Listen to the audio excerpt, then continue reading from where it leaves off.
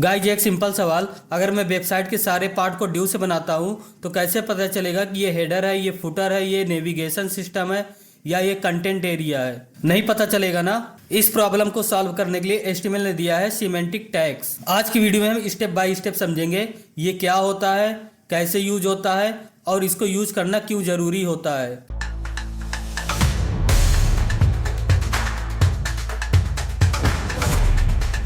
Hello guys, मेरा नाम नितिन केसरवानी है और आज हम स्टार्ट करने वाले हैं HTML5 का सिमेंटिक टैग्स, बिल्कुल बेसिक से लेकर प्रैक्टिकल एग्जाम्पल तक। तो चलिए बिना टाइम वेस्ट किए शुरू करते हैं। सिमेंटिक का मीनिंग होता है मीनिंगफुल, मतलब टैग का नेम ही बताता है कि वो किस पर्पस के लिए यूज हो रहा है। फॉर एग्जाम्पल हेडर टैग ये पेज या सेक्शन का हेडर बताता है। नैव टैग ये नेविगेशन लिंक या ब्लॉग बताता है। मेन टैग पेज का मेन कंटेंट के लिए होता है और फुटर टैग पेज के फुटर पार्ट को बनाने के लिए यूज किया जाता है। अगर ये सब हम ड्यू टैग से बना देते तो ब्राउजर को पता ही नहीं होता कि कौन सा पार्ट क्या रिप्रेजेंट कर रहा है। अब समझते हैं सिमेंटिक टैग क्यों इंपॉर्टेंट होते हैं।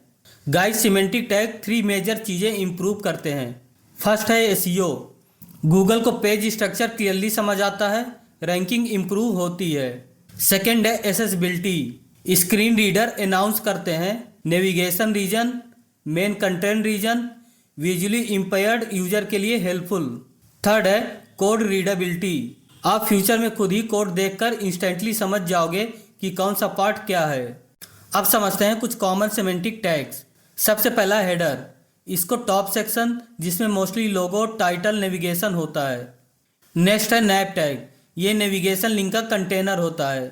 नेक्स्ट है मेन टैग, ये पेज का प्राइमरी कंटेंट सिर्फ एक बार यूज करने के लिए होता है। नेक्स्ट है सेक्शन टैग, ये कंटेंट को लॉजिकल ग्रुप में डिवाइड करता है। नेक्स्ट है आर्टिकल टैग, ऐसा कंटेंट जो इंडिपेंडेंटली एग्जिस्ट करता हो जैसे ब्लॉग पोस्ट। नेक्स्ट है एसाइड टैग, एक्स्ट्रा इंफॉर्मेशन के लिए होता है जैसे sidebar, related links, ads. Next है फुटर टैग, पेज या सेक्शन के एंडिंग पार्ट को बनाने के लिए यूज किया जाता है। नेक्स्ट है फिगर टैग या फिग कैप्शन टैग, इसका यूज इमेज के साथ कैप्शन दिखाने के लिए किया जाता है। तो सबसे पहले हम अपने बेसिक HTML को एक्सप्लेन कर लेते हैं कि ये क्या काम करते हैं। तो गाइज आप यहाँ देख सकते हैं, सबसे पहले लिखा डॉक टाइप HTML।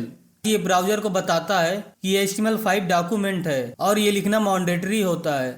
इसके बाद लिखा है HTML टैग, ये पूरे HTML डॉक्यूमेंट का रूट एलिमेंट होता है। और इसके बाद लिखा है लैंग्वेज EN, ये स्क्रीन रीडर्स को बताता है कि कंटेंट इंग्लिश में है। और यहाँ लिखा है हेड टैग, ये पार्ट जनरली यूजर को दिखाई नहीं देते, इसमें पेज का मेटा डेटा होता है। इसके बाद लिखा है मेटा कैरेक्टर UTF-8, ये कैरेक्टर को प्रॉपरली डिस्प्ले करने के लिए होता है जैसे इंग्लिश सिंबल, इमोजीज। इसके बाद लिखा है meta name equal to viewport, content equal to width equal to device width, initial scale equal to 1.0, ये रिस्पॉन्सिव के लिए होता है।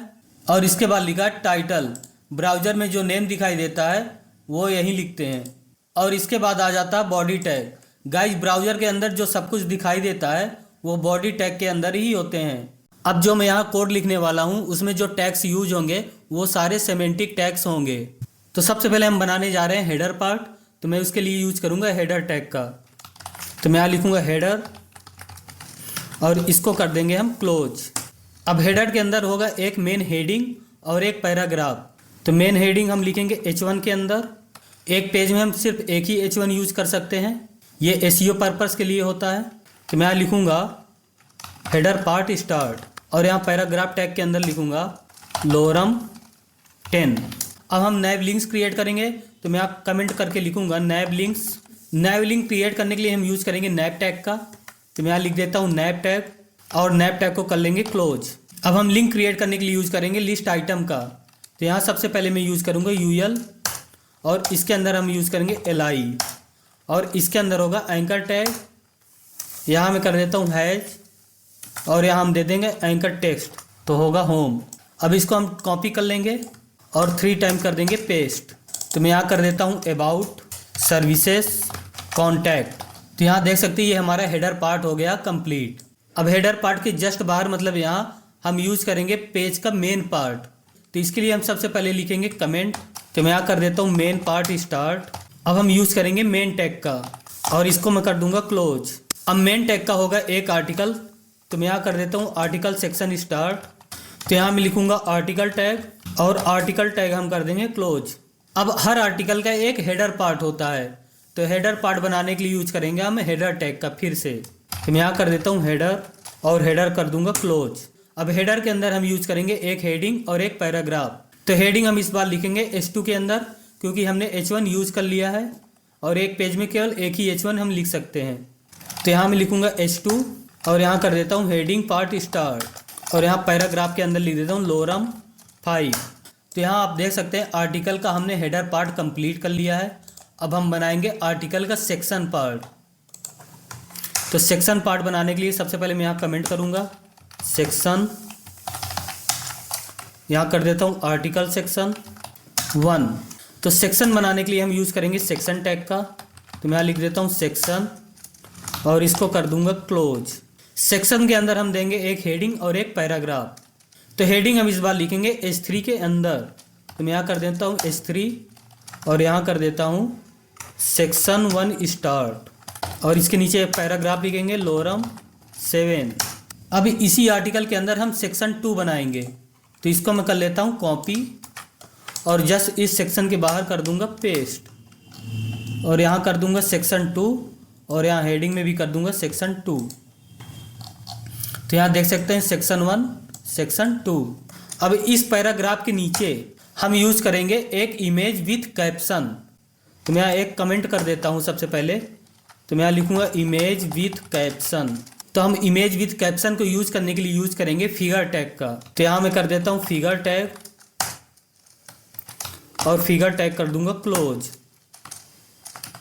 तो इसके अंदर मैं यूज कर लेता हूँ एक इमेज। तो यहाँ लिखूंगा img src और src के अंदर हम देंगे इमेज का पाथ। तो मैं यहाँ लिखूंगा इमेजेस फोल्डर के अंदर हमारा एक डॉग नाम का इमेज है। तो इसको मैं कर दूंगा यहाँ क्लिक। तो यहाँ से हमें डॉग की इमेज मिल जाएगी और आर्ट में कर देता हूँ this is dog image. Art क्यों यूज हो रहा है आपको पता ही होगा कि जब इमेज लोड ना हो तो हमें आर्ट टेक्स्ट दिखता है। अब इमेज कैप्शन लिखने के लिए हम यूज करेंगे फिग कैप्शन टैग का। तो मैं यहाँ लिख देता हूँ फिग कैप्शन और इसके अंदर मैं टेक्स्ट लिख देता हूँ this is dog image caption text. तो यहाँ देख सकते हैं इमेज के जस्ट नीचे हमें कैप्शन टेक्स्ट दिखाई दे रहा है। अब इस सेक्शन के जस्ट बाहर मतलब आर्टिकल के अंदर हम यूज करेंगे फुटर टैग का, मतलब हम इस आर्टिकल का फुटर पार्ट बनाएंगे। तो मैं यहाँ लिख देता हूँ कमेंट आर्टिकल फुटर।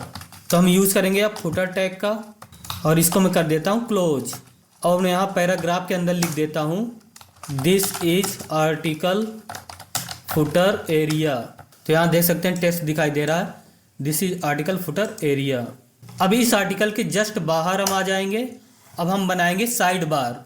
आपने देखा होगा वेबसाइट में साइड बार होता है, तो उसको हम इस तरह लिखेंगे। तो सबसे पहले मैं कमेंट कर देता हूँ साइड बार एरिया और साइड बार बनाने के लिए हम यूज करेंगे ए साइड टैग का। तो मैं यहाँ लिख देता हूँ ए साइड और इसको कर दूंगा क्लोज।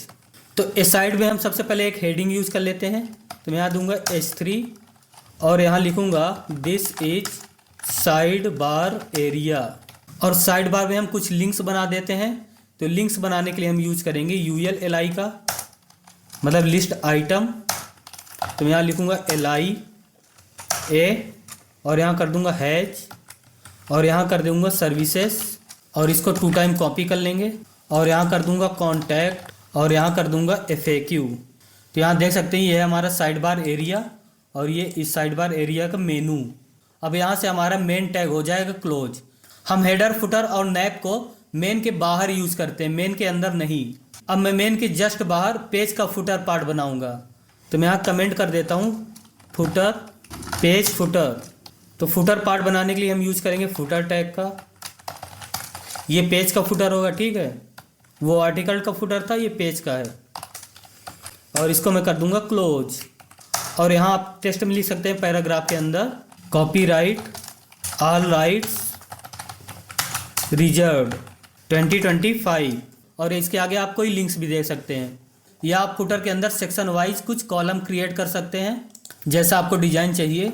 ये फुटर होता है मेन कंटेनर। तो तो यहाँ देख सकते हैं हमारा HTML वेबसाइट बनकर कंप्लीट है। आई होप आपको सिमेंटिक टैग्स समझ में आ गया होगा। अगर आपको कोई डाउट है तो आप प्लीज़ कमेंट सेक्शन में पूछ सकते हैं। तो दोस्तों आज की वीडियो में बस इतना ही। आज हमने सीखा सिमेंटिक टैग्स क्या होते हैं, इसको हम कैसे यूज़ कर सकते हैं, एक वेबसाइट बनाने के लिए कौन कौन से सिमेंटिक टैग्स ज़रूरी होते हैं। अगर आपको ये वीडियो पसंद आया हो तो लाइक शेयर सब्सक्राइब जरूर करें, बेल आइकन प्रेस करें ताकि आप कोई भी वीडियो मिस ना करें। मिलते हैं नेक्स्ट वीडियो में एक न्यू टॉपिक के साथ। तब तक के लिए keep coding keep growing. Thank you, bye bye.